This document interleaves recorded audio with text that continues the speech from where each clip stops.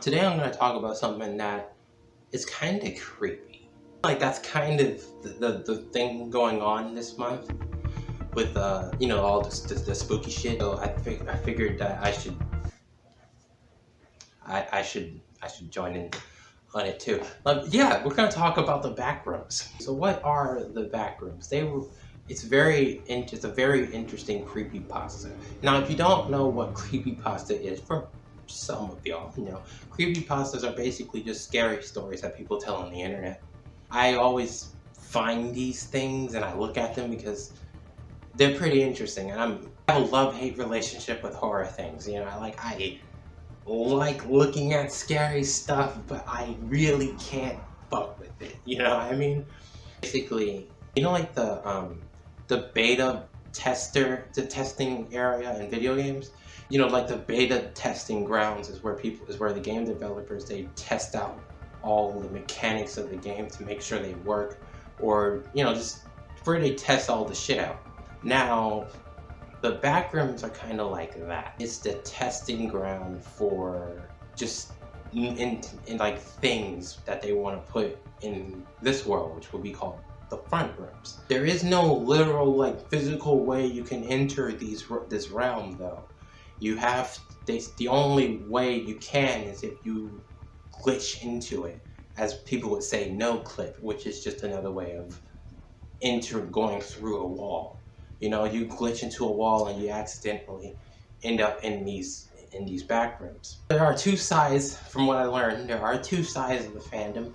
Now, some people like the idea of the back rooms as being like this empty, fucking creepy, like liminal space thing where there's nothing in it, and or pretty much it's just isolated, and you just lose your mind in there. While the other half puts entities in these rooms, puts monsters and crazy shit like that. I'm of two minds here. I'm on both.